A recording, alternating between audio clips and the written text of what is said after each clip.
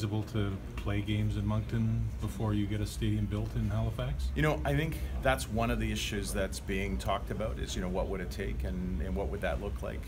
I'll tell you, you know, meeting Premier Gallant and members of his cabinet and the local governments, they're an impressive group of people, and they very much would like to see this be a team that belongs to the entire Atlantic region, and that was one of the things that was talked about.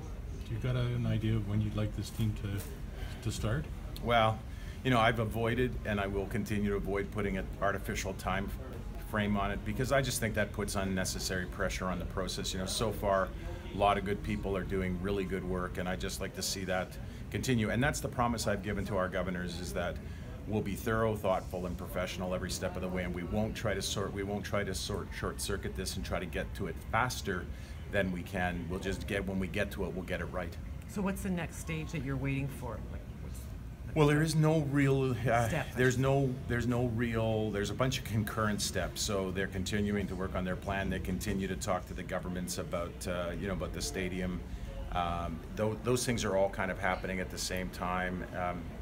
It's really both of those pieces. Their plan, their planning process, and the stadium project are going on together. And your reason for coming to the game here tonight, are you doing another across the country thing early in the season, or? Well, I'm here because it's the opening game of the season, and I didn't want to not be here to watch the season kick off. You know, I've laid down a plan to be, you know, in a at one game in every city this summer. I want to use it as a chance to visit with the teams, the sponsors. I want to get a chance to be back out in the stadium talking to our fans. Just keep this listening tour going.